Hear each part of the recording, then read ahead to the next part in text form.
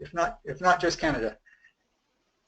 Marina and Robin, who are also helping out with Charity Village on this webinar today, thank you very much. It's great working with you. So I'm looking forward to the session today, getting contributions and questions from everyone out there, sharing some of my experiences and knowledge, and seeing what we can collectively learn here. And Ben, I'm going to interrupt you for just one moment and let everyone know that we've popped a little welcome question into our go-to chat box. So we're just asking everyone, while we still have participants joining us from across the country, if you had a virtual collaboration superpower, what would it be? So please feel free to drop your comments in the chat box there. And I think as we just have some additional people joining, Ben, if it's good with you, I'm just going to go ahead and launch into some housekeeping items while we're waiting, and then we'll revisit that question once I'm done. How does that sound? Sounds good. Thank you. Awesome. Great. Well, everyone, you've met Ben, and we're so happy to have him presenting for us today. I wanted to introduce myself, Marina Dawson. I'm the Marketing and Community Coordinator with Charity Village. And as Ben mentioned, we have Robin on the call as well. You won't hear her, but she'll be busy answering your questions in the background. So thanks to Robin for that. So we'll just cover a few housekeeping items. In order to have the best audio experience for everyone, we do have all of you on mute. And what that does is it minimizes the amount of background noise that you're going to hear on today's session. But while that means that you'll be able to hear us speaking, we're not going to be able to hear you. And that's why we've popped that little question in the chat box there, because that's where we need you to put your questions or comments. Anytime something comes up for you during the session today, that's where you're going to communicate with us. You'll find that at the bottom of your go-to control panel, and that's located at the right of your screen. Now, we'll either answer your question right there in the question box, or we'll flag it for our Q&A session at the end of today's webinar. If you experience any technical issues today, please drop us a note in that question box as well. We'll communicate with you there if we notice anything on our end that might affect your experience. We don't anticipate any technical problems, but as you know, you're all here because of virtual work. Sometimes the unexpected happens. If we encounter any difficulties today, we ask you just to stay put on the session as we get them resolved, and then we'll continue as quickly as possible. We're recording today's webinar, so for any reason you get called away during the session or you get disconnected, you will still be able to view the entire presentation. So don't worry about taking frantic notes. You'll get the full recording and the slide deck by email tomorrow morning, and you can review all of that at your convenience.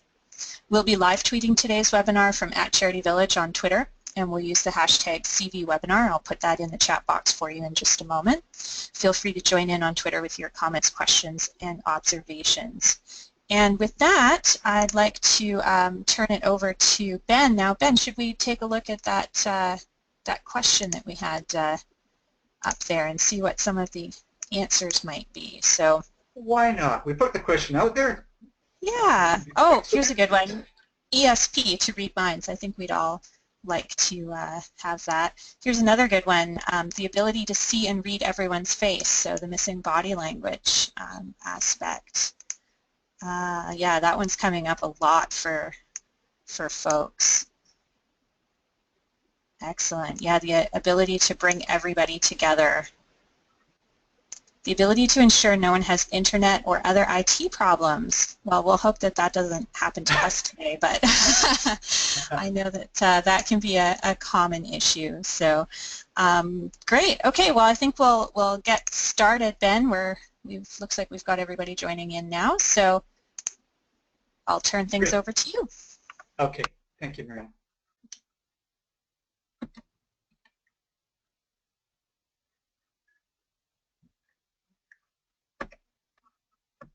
Okay, I have to figure out how to advance the slide here. Can you click the screen, Ben, with your mouse? That might work. Yeah. Okay, there we go. Okay, so goals for the session here. I start with a focus on communications, as I believe it truly is the lifeblood of all good collaboration, and then get into some tools and collaboration strategies and techniques for working together better from a distance. So a bit about me. I specialize in conflict management and collaborative practices. I worked in that capacity in all sectors, locally and internationally. And a considerable chunk of my work has been done and continues to be done online. And there's a bit of contact information for me down at the bottom here. The @BenZiegler is my, my Twitter handle. So starting off, many of the working together challenges we face today reflect that we're essentially living in two worlds. An older hierarchical one, and that Organization Man was a well-known book from the 1950s, and the newer, more collaborative one that's linked to all the social technologies we have out there today. That there was a promise made way back when in the 50s and 60s, and this is the Jetson cartoons on the right there for anybody who's old enough to remember that. Is that the promise was that technology would serve us, and the paradox is that the reality at times seems to be the reverse, that we are serving technology. So this session today explores ways to work better with the technology, starting with how we communicate with each other. This is the conundrum. Are we communicating? So the word communication has its roots go way back, and I didn't realize that until just a few years ago, and I used that word gratuitously, communication, and yet its roots essentially mean, what it means is make common, which means we're on the same page. So broadcasting, just broadcasting, is not communication, true communication. And the challenge, especially so in the virtual world, is that we think something has gotten across to the other party or parties we're talking to, and it really hasn't. So a little bit here on how, my view on how communication, so I guess you can almost call this a little bit of theory, but hopefully it's not too dry, is that somebody sends a message to somebody else, and we send it in some sort of medium, whether it's when we're in person, we're sending it through the air. When we're online, it's through an email or a text or an audio video of some sort. And the question is did that message come across? And it's always in some sort of medium, that message, and that can be kind of hide the message in a way, which led to Marshall McLuhan's famous saying there about the medium is the message. The question we ask ourselves, though, or we should be asking, is did the intention of our message and our sending it, the action of us sending it, did it have the effect that we wanted on the other side? And did we make common is the question we should be asking. So an element of this, did we make common, is that the message we sent has, and the effect of that message are private. So I send a message to you, the audience out there, that's my action. The effect of that message on you is private, aside from the fact that we're muted now, of course, or you're muted. The effect of that message is private to you. And how do I know what that effect was? And that cycle of intent, action, effect, of course, plays out many times over. You know, with every email, with every text, potentially it plays out. And particularly in the online world, things can escalate very quickly and in a good or bad way. The message that we're sending, of course, is in virtual world, virtual communications, could be any one of things. And some of them are not our real time, which is the synchronous. So I speak, you hear and respond immediately. The others are asynchronous, so an email is that. So I send something out, and the response doesn't happen right away. It's delayed. And each of these channels offers us a different challenge. Each of them requires some sort of a skill, particular skill, and one can develop a skill in using each channel. One thing about all of these channels, of course, is when we're working virtually with people, is that which one are we going to use? So this is just an example here, but with this example here, 80% of the time we've decided as a team, as a virtual team, we're going to communicate by email. And when we need something a little bit quicker, we're going to internet message or text. and maybe there's something that we need an answer on right away, and so we pick up the phone. What can be a bit confusing and frustrating is when people don't follow one of these when they should be, and they're calling for everything, even though it may not require an immediate response time. This is something to think about in terms of how you use the communication channels. So, Marina, over to you for poll number 1.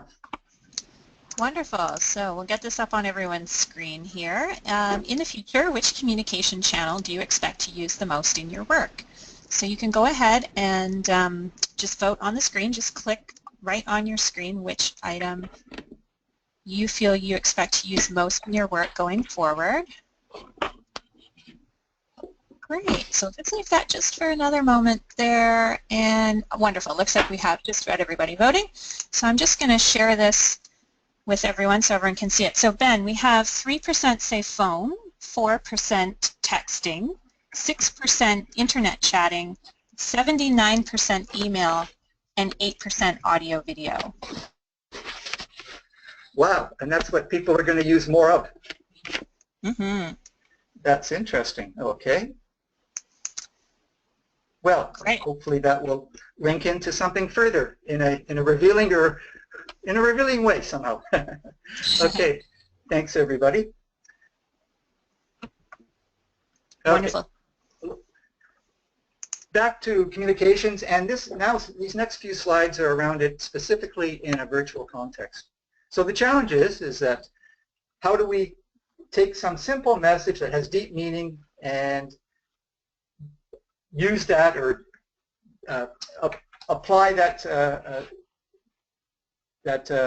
deep meaning in a virtual context, and it's very difficult to do. As we know, most of our communication, how we communicate with each other is through nonverbal means, visual, and reading cues and this kind of thing. And it's not the actual words or even our voice.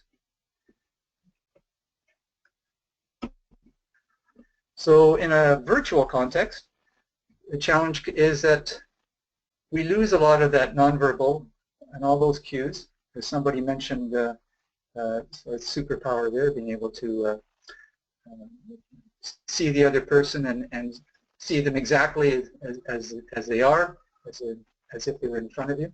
So for example here, say you come from a high context culture where relationships are very important and there's a lot of nuance in the communication, such as say from China or Japan, and then you get thrown into a virtual world where things are low context, and you think of things like Facebook and YouTube and things like that.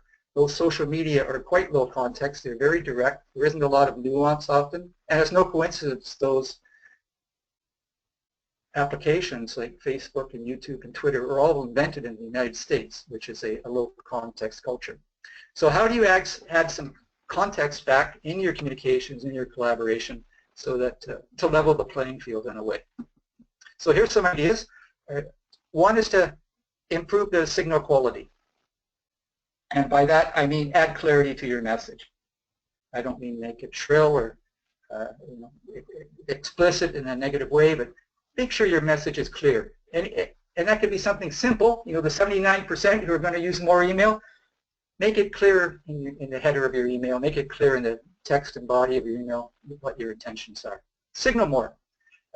Because we've lost context, those nonverbal cues, we in fact have to signal more in a virtual world to get the same emphasis with our message. A couple other things, and we know these very well from all the social media that we participate in, most of us, especially something like Facebook, where emotive language using emoticons and less business talk in a way goes a long way to getting people's attention. Similarly, visuals. Visuals, because remember, the majority of our communication is actually through our eyes, 70–75%. Up to that, we do want to think about that when we're trying to communicate virtually.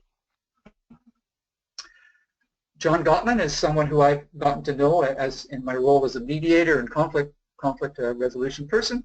He is a has done longitudinal studies on relationships. He's known around the world. And what he's discovered is that there's a magic ratio of positive to negative interactions that people have, and they can predict long-term relationships, whether it's marriage or the how well a work relationship plays out over the years. And that ratio, as I say, it applies to the virtual world too, many to one.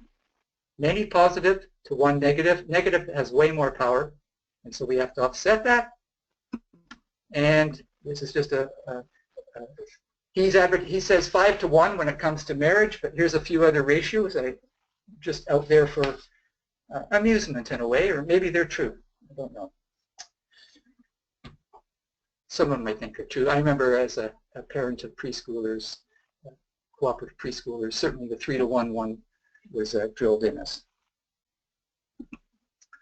Okay, poll number 2. Get these polls done quick. Fantastic. So you should all see that up on your screen now. Which requires a higher positive to negative interactions ratio, virtual work or in-person work? So you can go ahead and vote on your screen. And Ben, it's looking pretty clear. Most people are weighing in with virtual.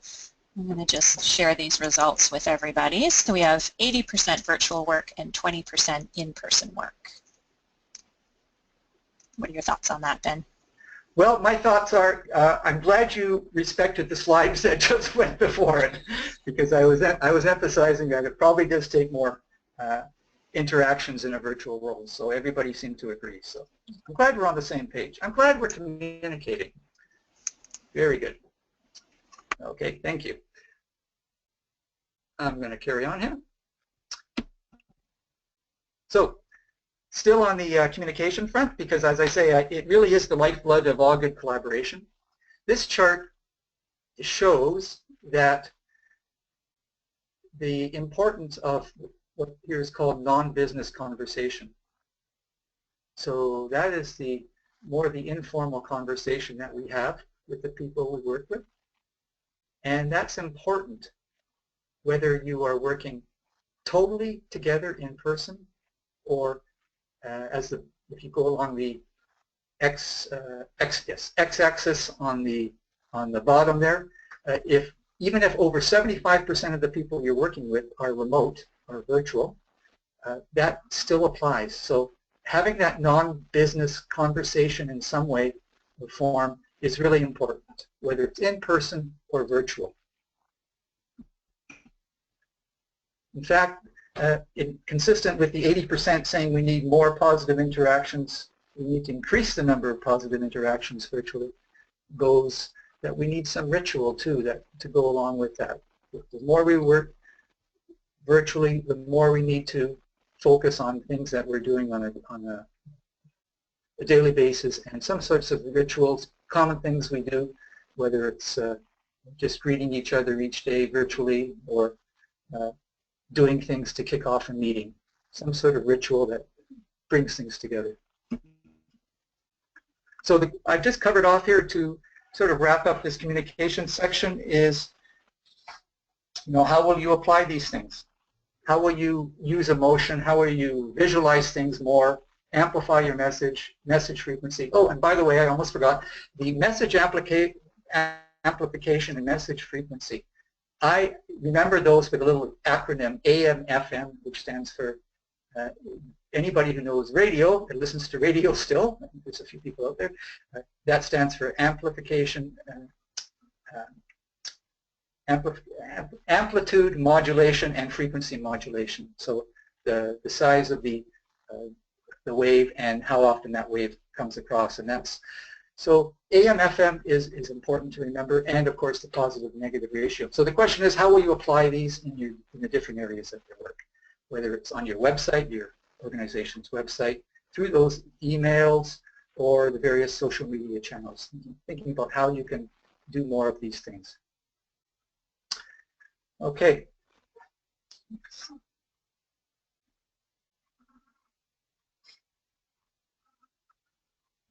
Now, do I have, let's see here. Okay. before I get to see if there's any questions out there, I'll just cover off this slide.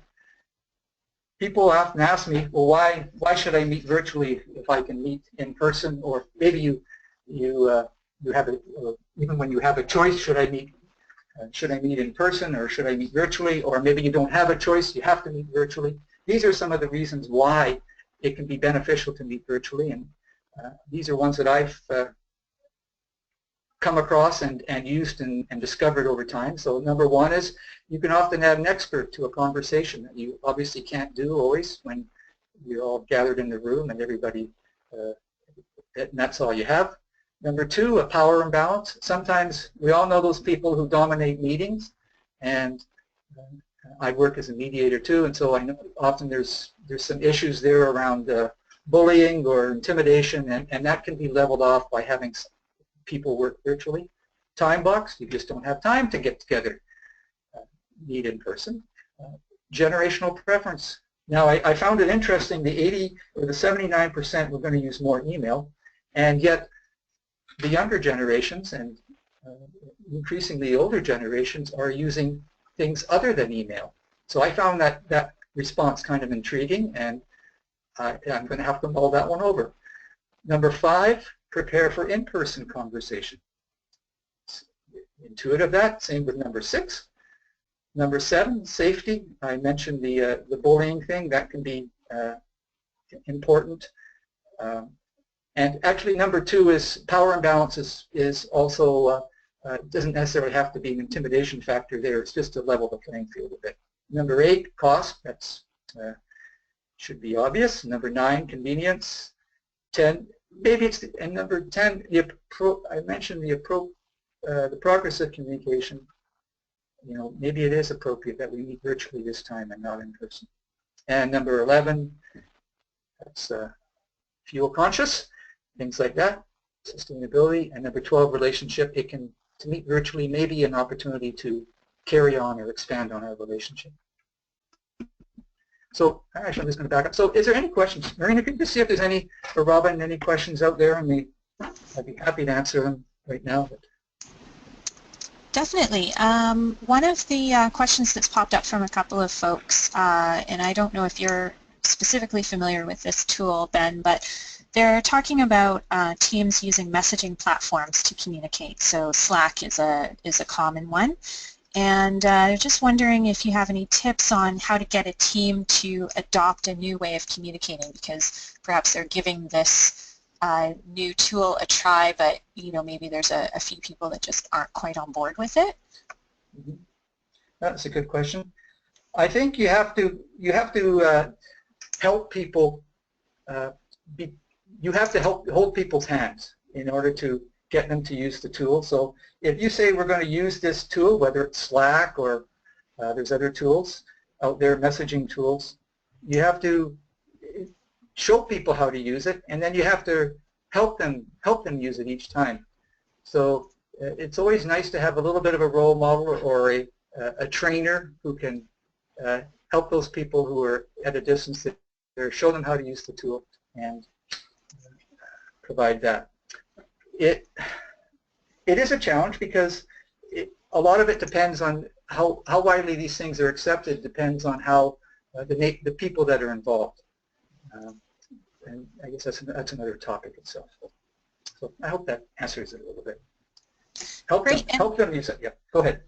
And one other really great question. Ben, do you consider the telephone to be a virtual communication? Definitely. It's an electronic. It goes out over the radio waves and uses cell and all that kind of stuff. And there's an electronic interface. So yeah, I would say it's virtual. It's distance. It's remote. Yeah, I consider it virtual. Wonderful. Great. I think we can carry on for now. Everyone, please do keep popping your questions in the question box. We're going to probably break one more time again, and then we'll have a Q&A session at the end of the webinar. So please do keep typing those in. Thanks, Thank you, Ben. Marina. Yeah, I love the questions, and it puts me on the spot too. That's great. That's what you should be doing. So into some things now around the tools. And first of all, we'll have a look at some the context I use for talking about working virtually is a group of people who are working virtually, and together that group could be just 2 people. It could be a team of volunteers, a work team, a board of directors, and the facilitator is typically a member of that group. And they're using some tools, and it's all connected through cyberspace, and by that I'm thinking of basically all forms of electronic communication, including the telephone. So 5 types of tools that I think are essential for a group of people to work together are, I'm going to go get into this in specific tools, but the types of tools: you need a shared calendar, you need to know who's available when and what, that kind of thing. You need something which shows you what you're working with on your computer. So it's show versus tell. The better you can show, the better that is. So if you've got a document, you've got a chart, you've got a PowerPoint, be able to show that to somebody, because we believe it more when we see it. Number 3 is all the files, all the important documents that your team, your group is working with need to be accessible by everybody. So they need to be out there in the open. It can't just, stuff can't be on one person's computer and nobody else can access it. In the loop refers to communications. So we need some way of communicating, whether it's Slack, which is a good tool, messaging tool, or email, or other forms of communication that we're using on a regular basis. And finally, especially for those groups that are working together over a longer or extended period of time, the relationship's important, and those non-business conversations happen via the water cooler or the virtual water cooler. So here's some examples of things, types of tools that relate to each of those, specific tools that relate to each of those tool types.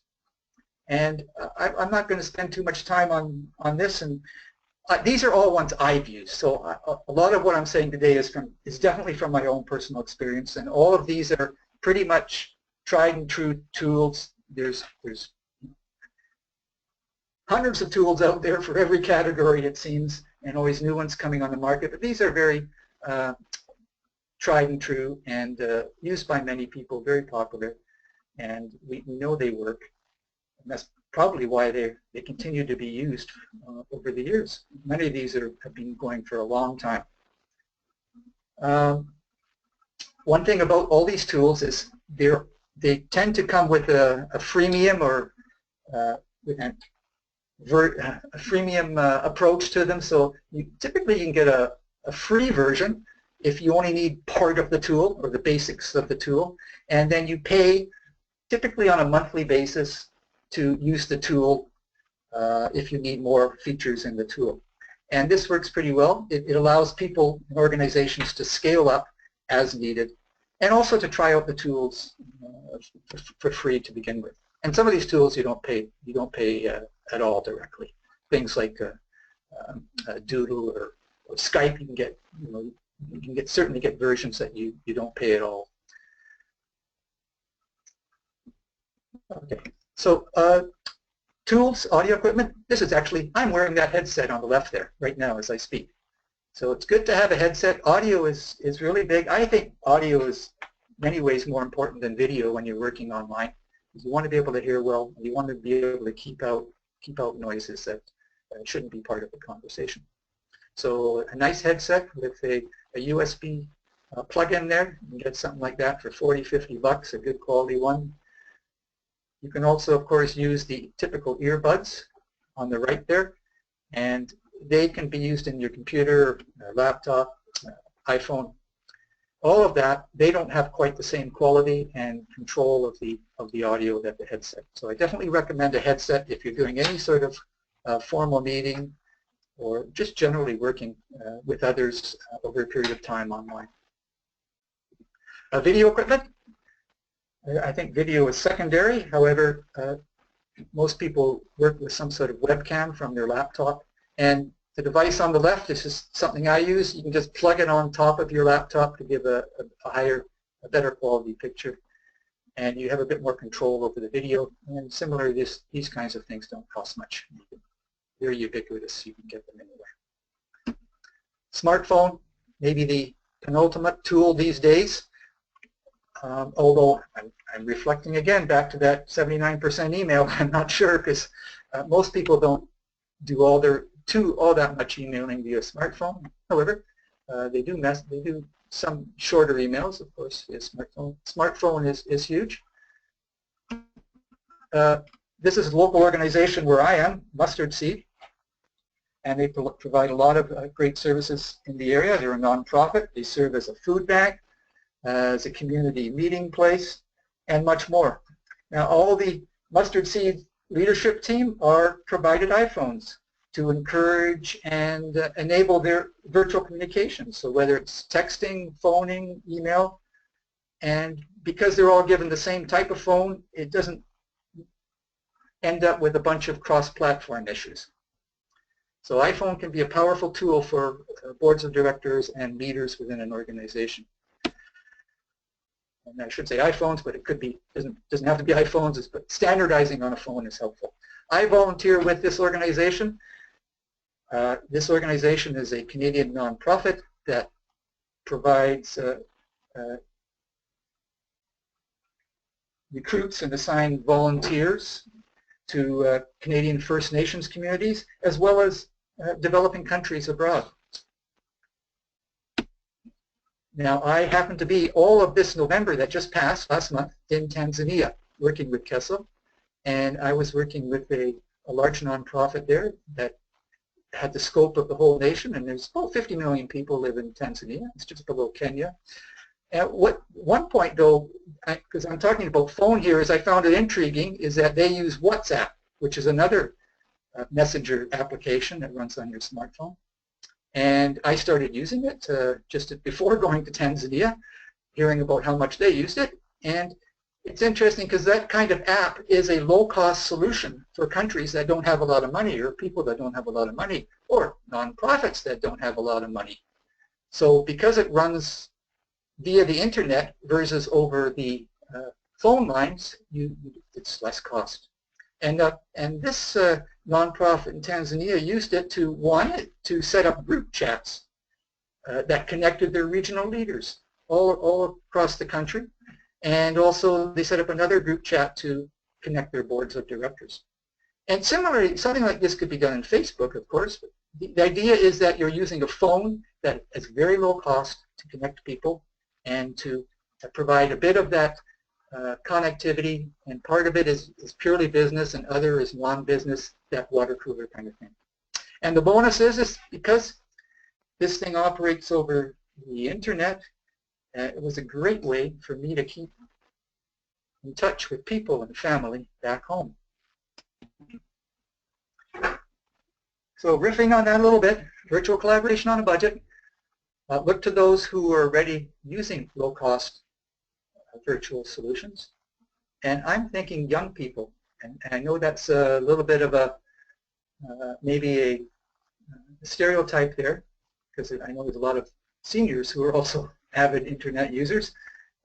However, young people are also, in my view, have also a new generation of people that collaborate well.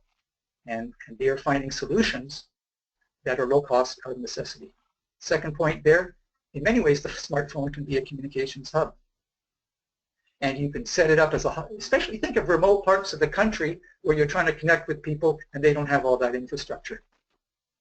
You can set up a smartphone as a hotspot and connect local laptops to it and definitely keep your costs down. And the third thing is work together. So you can set up a secretariat of some sort or employee secretariat who provides a number of services to a number of organizations to help keep the costs down. A little bit about virtual volunteers. This is a partial list here of what managers of virtual volunteers do, as well as the actual volunteers themselves. I'm not going to go into this too much. Other than that, many of these things can be done with the tools, the basic tools I just mentioned, and others you need more specific applications, such as, you know, anybody who manages volunteers probably has these, you know, specific to schedule volunteers, or maybe multimedia software to do things, or maybe a 1-800 number for as a support line, or crisis line or something. So there's many different applications out there, and there's many sites that review applications. TechSoup, people like that are good choices. Or better yet, ask people who you're involved with already. Word of mouth is maybe the best way to find out what works, what application works for you out there, and trying it yourself. Bottom line, as a manager of volunteers, is see it from the other side, because it looks different from the other side. And have a bit of sympathy for them. We're all dealing with this.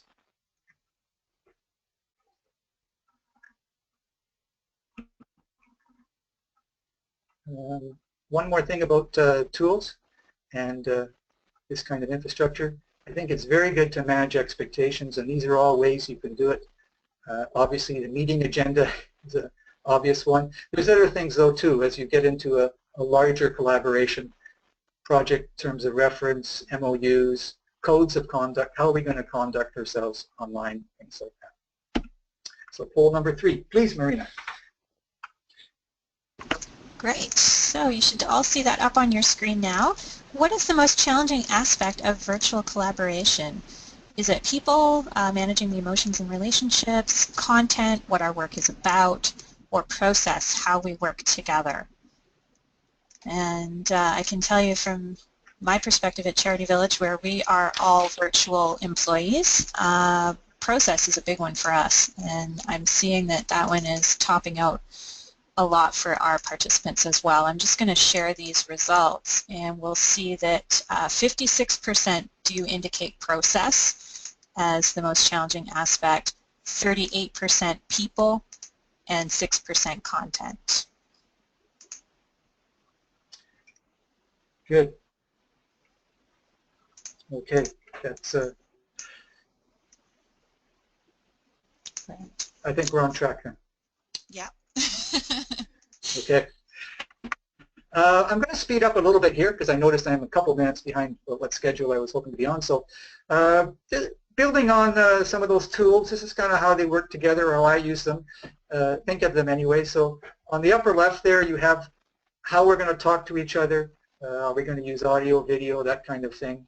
And there's different ranges. You start with that telephone, the teleconference. We can go to Skype, and then we go to WebEx and GoTo and Zoom and all these things. And each one has a little bit, we can add a little bit more, it has more features. We have a Dropbox or a file repository that we use to share things. We use something like Google if we want to actually work in real time on a specific document. And people are all connected. Maybe they're connected from their laptops. Maybe they're from their iPhone. Or maybe there's a work network they're connected to. One of the questions I always get asked, and should I use video? How much should I use video? And this is a little way of a little chart that video sucks the bandwidth. It sucks on bandwidth. It sucks the bandwidth. Either way you want to phrase that. Unless you have super high-end computers, you don't want to use much video, and it really works with only a few people. Audio in my mind, works well along with things like sharing your screen. That's often all you need. And so I just put that together in like an 80-20 thing. So Skype is a very simple conferencing tool, and whether you use video for that group is usually not of advantage. And on the other hand, we refer to WebEx, which is one of the most popular video conferencing tools, and they have a lot of features, but quite honestly, you don't need most of them. You may use a whiteboard or something if you're working in say a board of directors meeting, but for video and breakout groups, well, how often are you going to use those certainly on a daily or weekly basis? I've done some work with Idea Connection, and they assemble teams of problem solvers from around the world, and you work on on innovation challenges. And as a facilitator, I can say their teams are, as a facilitator on these teams, they only have 5 people. They're from cultures often around the world, so you're always working from a common denominator. There's a low denominator in a way in terms of the technology that people can work with. The minds are often brilliant. The technology, keeping it simple, we generally work with Skype, Dropbox, email. It's very simple, and yet we're working on complex challenges. Okay, a little bit about facilitating virtual meetings. And is there another question or two, Marina, before going into that? Sure. Well, first of all, we've got a lot of folks that are echoing your comments on the WhatsApp.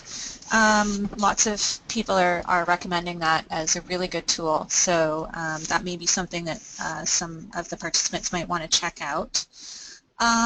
Here's a good question for you, Ben. So, you know, we all encounter this when we're working virtually and we're on a virtual meeting. Sometimes we can get distracted by other things. So, you know, we notice that an email's come in and we might sort of switch away from the meeting to check our email. Do you have any tips for helping to keep audiences paying attention while they're online for a meeting or a conference call? Yeah, good one. Well, I think you have to try to keep them involved. I think you have to keep people involved in these chat box kind of tools are very good, because then you know, are people involved? You have to, as a facilitator, you have to go around the room in a way and touch base just as you would in person. If you're in a room with people and you notice that one person's not saying anything, they're contributing, checking in. And there's no shortcut here. I'm actually going to go into this a little bit, how to keep these meetings interactive. So there's a couple ideas. Wonderful. And maybe we'll just answer one more right now. Getting back to the virtual volunteers, do you have a suggestion on how to best do virtual orientation? Would you suggest doing it by phone, conference calling, for example, or webinar, or is that something that really needs to be done face-to-face? Well, I would say one-to-one is always best, and it certainly can be done virtually. It's a role managers or someone designated in the organization could do. Having a screen in front of you, I think, is handy, and as I mentioned, that shared screen. You can share a screen in something like Skype. So if you've got certain codes of conduct or procedures that you're going to follow, or you want to show somebody how your website works, volunteer how the organization's website works, you can do that as long as you have a shared screen. A webinar is good as a introductory kind of thing too. I still think though that you probably want to do something a little bit more personal at some point. Okay, so I hope that answered it a little bit. I'm going to move on here, Marina, and talk a little bit about virtual facilitation, keeping things interactive. So the challenge is that we do all this stuff in person, and then how the heck you're going to do that when you're on a phone or laptops or any of those devices. It's a whole different ballgame. So some strategies here.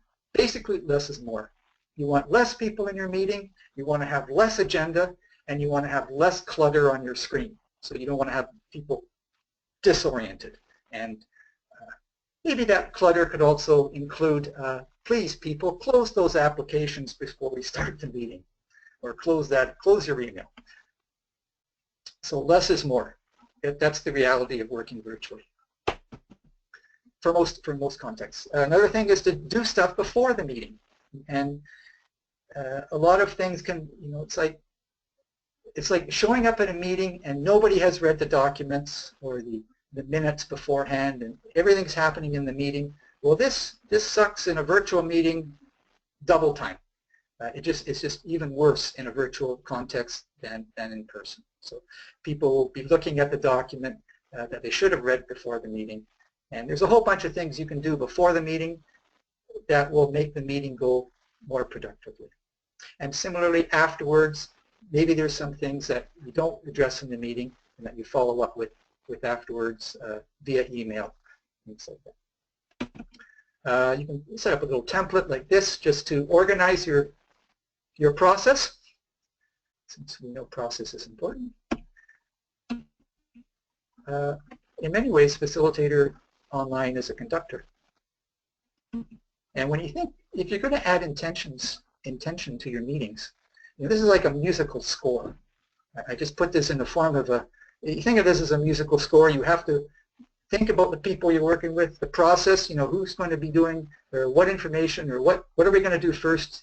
Think of it as your agenda. You know, what are we going to talk about, what's the content there, and who's going to present it, and how are we going to share it, and then maybe what channels you're using too, because everybody may not be on a laptop, there may be somebody on a phone, so the situation is different. But it's thinking, it's being intentional.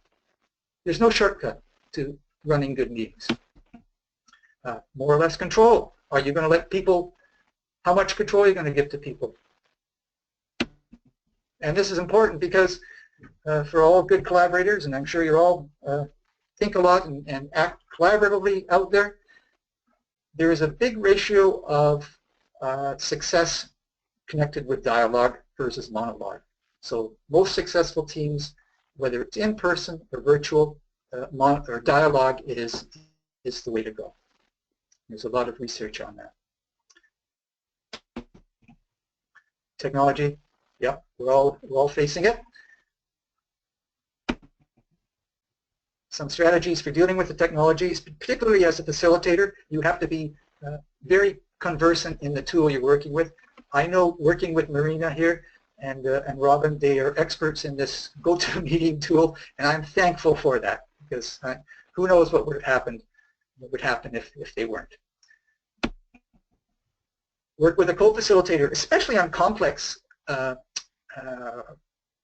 things. So while I say less is more, sometimes you're going to want to, depending on the people who are involved and their sophistication with working with detail online, it's really good to have a co-facilitator, just as it is in person to have a co-facilitator. It's hugely vital online, and essentially Marina is my co-facilitator today along with Robin. Have a backup plan? I have some backup plans today. I have this presentation on another computer that I have in where I am, and just in case something goes wrong. And I also gave Marina has my phone number that she can call me if something goes wrong. So it's good to plan it out. Okay, a little bit here about let's see, capacity building. So we all want to get better at virtual collaboration, or you do because you're here today. These are just a few tips that I have and that I've personally found very helpful.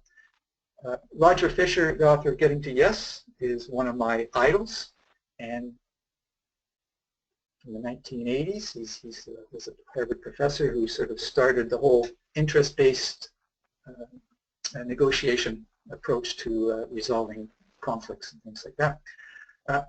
You have to, working virtually or doing anything online, you have to try it out. It's really difficult if someone tells you what to do and you don't try it out. And that's what discourages people, I find.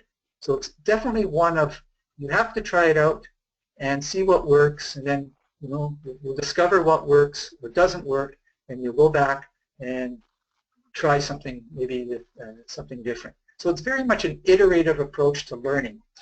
And even in your work as in collaboration, nonprofit work, find ways in order to that people can learn. So you orient a volunteer to using a virtual volunteer. Just assume that things aren't going to work out exactly perfectly first off, and there's going to be some iterations in connecting with that volunteer and learning how to do things better.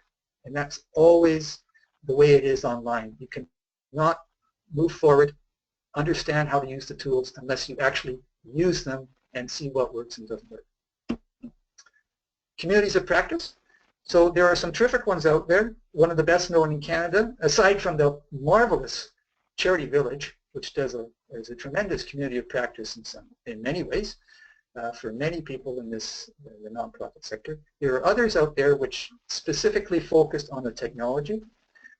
TechSoup Canada is part of an international group And TechSoup, I think now, is run through the Social Innovation Center in Toronto. And NetSquared is also affiliated with TechSoup. But these are communities where people who are interested in using technology for social change and public good come together online and exchange ideas and learn from each other. It's a great way to learn. I happen to read a lot and tend to read things and then try to take some nuggets from each book I read and apply it. And these are some books related to working virtually that I found very helpful. Remote is a terrific book. Maybe the best book for working in teams of all of these. And each of these has something to offer. Even the phone book, which is by Mary Jane Cox, who I think lives out in Halifax, Nova Scotia. Maybe she's on the line, who knows, on this webinar, is a terrific one about how to use the phone in a more business-like and productive way. And I thought that's terrific for fundraisers. So there's tons of books out there. I suggest finding one that meets your, touches your fancy, and reading it, and then maybe applying one or two tips. We got to have fun using these tools and learning how to use technology better. And this is a fun little video. It doesn't. I'm not going to show it here, of course, because the bandwidth doesn't allow it. But the link is here, and I suggest checking out this video. It's basically a 4-minute video that shows everything that can go wrong in a virtual audio conferencing meeting. And I've actually used it in a number of workshops as a training tool, and it's a lot of fun. And just think all the things that go wrong here, flip them over to how they should be done. And it's a great self-learning tool as well. So in closing, before I get to if there's any more questions, this is just sort of a summary of what I've tried to cover today. Agree on the work. So operate from some shared perspective, some shared terms of reference for how we're going to work together. And that means either with an individual, so with an individual volunteer, or as a board of directors. We want to operate from some reference point. Follow the best practices for virtual communications and relationships that I spent some time on early on here, because those apply in every single context virtually. Choose some appropriate tools. Often you don't need a lot. You just need a few, and you need to know how to use them collectively. Run your meetings with intention, so plan them out and execute them with just don't let it happen free for all. And lastly, learn as you go, and ready, fire, aim. So, one last thing before the question. This is a question for you. What can you do? What can you make a habit about how you communicate and collaborate virtually? What can you do on a daily basis to improve how that all takes place? And hopefully I've given you a few ideas today. So that's it. Questions, please. Questions. Wonderful. Ben, we've got lots of questions coming in, so I think we'll keep you busy in this Q&A period. So let's get started with going back to email and written communications. Do you have some tips on how to avoid misinterpretation? Well, I think it's always start with the title, the subject of your email. Emails can be it's always amazing how the subject, what's in the subject line, can be very cryptic. Well, that's not adding much clarity to what's, make it consistent, the title, the subject, with what the content of the email is. You always have to try to see it from their side. So just imagine an email in an inbox of hundreds of emails. You want that subject to be clear, or who knows, it could be something very important that just gets put in the trash bucket because of a poor subject line. And similarly, the content of the email can be, do it with some intention and respect to that the other person may not know exactly what you're thinking. Great. And moving on to online meetings. We've had several folks asking about small nonprofits that may not have a large budget what tools would be good for them for meeting online. And I know off the top of my head I'm thinking Skype and Google Hangouts, but are there other tools that you might recommend? Yeah, I mean, Skype is, if you've got just a handful of people, Skype works fine, and I think you can only use Skype with video up to 5 people, but generally you want to keep the meeting small anyways. Somebody once told me your meeting should be, the size of your meeting should be no bigger than a jazz band. So you want to generally keep meetings small, especially if they're working group meetings. Skype works. Google Hangout, that's okay. I actually prefer Skype myself. And then these other tools, I think you can organize. One of the things about things like WebEx, and I'm not sure about GoToMeeting, but WebEx and Zoom and Adobe, and even though these may cost a little bit, I don't know, $20 a month kind of thing, you can prepare your documents and set them up right in the tool so that when you start your meeting, all your documents are already open, and it's just a button. You click on it, it opens up. So that can be very handy. Great, and I know we had someone else mention a very good tip for meetings. We had the question earlier about keeping people engaged during meetings, and I thought this was a great suggestion, and something we've covered in past webinars about running successful meetings is only have the people at the meeting that really need to be there. So a lot of times people are invited to meetings that maybe don't really need to be there, and then obviously their attention is going to drift through the meeting because they're busy working on other possibly more important things for their job. So I'm sure you'd probably agree with that, Ben. I'm nodding in approval, yes. I thought that was a good comment. Great. So let's move into messaging. So when we're talking about online chats or online messaging, those can be quite disruptive or distracting to your work day. Do you have any tips on how to manage that?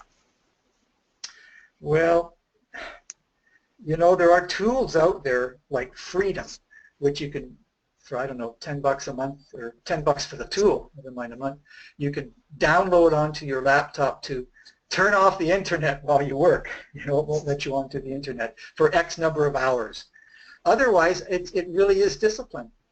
It really is discipline.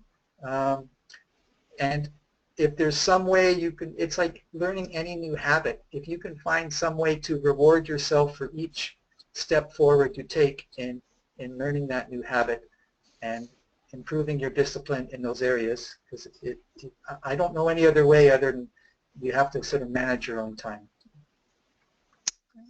And let's just talk a little bit about confidentiality with some of this stuff. So we had one participant mention that her board does a lot of their communication through online messaging, and they do a lot of brainstorming that way. And she was saying it's a little hard to feel like you can just sort of lob ideas out there because everything is kind of there forever. Do you have any thoughts on that? Is there a better way maybe to have some of those more confidential or brainstorming sessions where you maybe don't, people don't feel comfortable having their comments, forever in text? Well, I'm not sure it is there forever. So it depends what you mean forever.